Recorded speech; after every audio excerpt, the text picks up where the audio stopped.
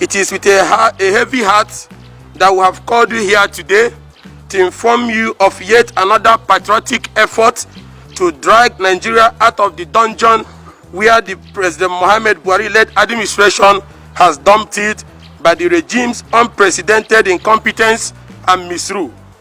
Nigerians will recall that in 2015, when this administration first came to power, it had campaigned on 3 key promises to Nigerians. The regime claimed then that it would tackle the security situation of the country, fight corruption, and revamp the economy. 5 years down the line, Nigerians are not in that anymore, that they have fallen victim to political yahoo. They are victims of one chance, and this regime has picked the pocket of Nigerians. Under the watch of this regime, Nigeria has been turned into a killing field. The color of our rivers is now red with blood of innocent citizens. The regime has failed in its fulfillment of the primary purpose of government, which is the protection of lives and properties of citizens. We now have different nomenclature for different theaters of blood in the country. In the northeast, it is called insurgency. In the northwest, it is called banditry. In the north central, it is called herders farmers clash, while in the southern part, it is referred to as kidnapping. By the provision of the Constitution, the President has the unfettered powers to appoint, in line with the law, heads of all security agencies in the country. These appointments include those of the service chiefs, which are the Chief of Defense Staff, Chief of Army Staff, Chief of Navy Staff, and Chief of Air Staff. The only guide provided by the Constitution are contained in Section 217, Section 218, Section 219, and Section 220 of the Constitution. It therefore means that the failure of the security chiefs fell squarely on the table of the President and on the basis of the failure to provide basic security for Nigerians. We have passed a vote of no confidence on President Buhari and on his appointed service chiefs, as their continued stay undermines national security, demoralizes troops, and a cause of mass resignation and public complaint by soldiers, which cause more damage to our democracy. It is to forestall the impending danger that the opposition coalition CUPP, acting through one of its affiliate members, the APP, has filed a lawsuit at the Federal High Court seeking, among other things, 1. A declaration that the service chiefs have attained the mandatory retirement ages of 60 years or 35 years of service and therefore due for retirement. 2. A declaration that the service chiefs, having attained the mandatory retirement age of 60 years or 35 years of service in the Nigerian Armed Forces, cannot lawfully have their service extended by the President or continue to perform any duty pertaining to their respective offices in the Armed Forces of the Federation.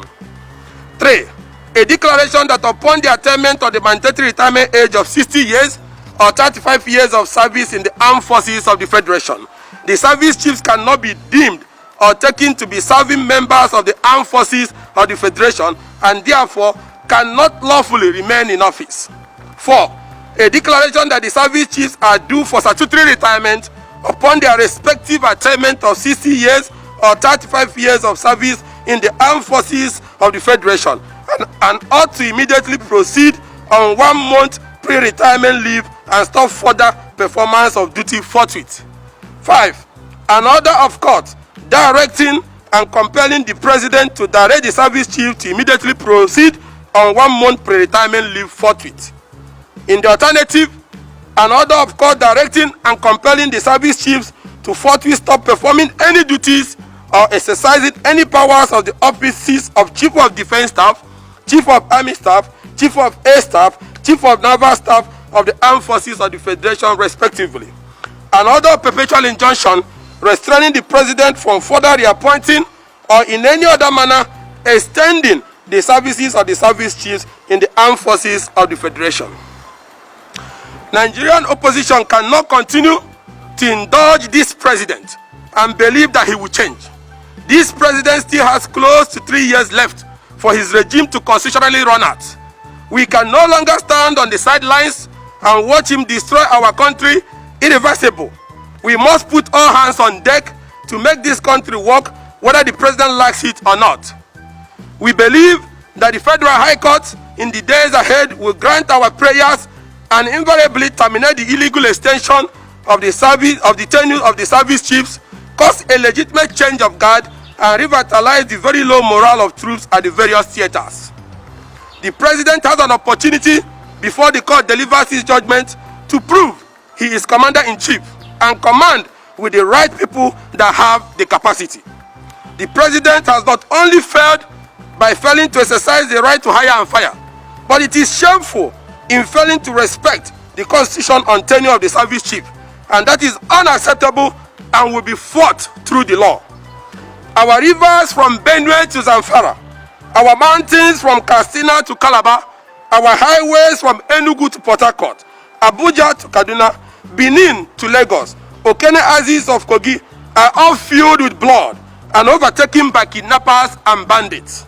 Nigerians demand action from President Buhari, and the president should wake up from his slumber. After 5 years in office, the service chiefs have undoubtedly run out of ideas. They are now virtually doing the same thing over and over and cannot reasonably be expected to get a different outcome. These service chiefs have superintended the spending of trillions of naira budgeted and released to them since their appointment in 2015.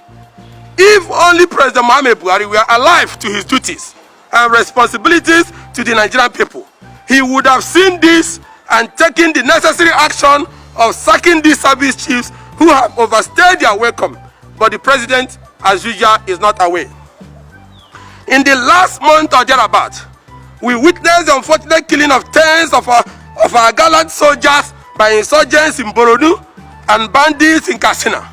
We have also seen an unprecedented number of our soldiers in their hundreds applying for voluntary retirement from the army for reasons such as going to take chieftaincy title. There is currently in circulation a viral video of soldiers complaining about the quality and quantity of food served to them. A soldier who fights to defend our country should not complain about something as basic as food, adequate arms and ammunition, their allowances and other logistics.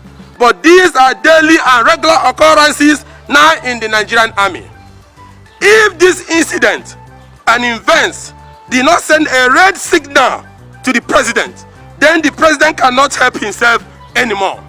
Nigerians live at mercy of terrorists, bandits, and killer herdsmen. Our soldiers are not motivated.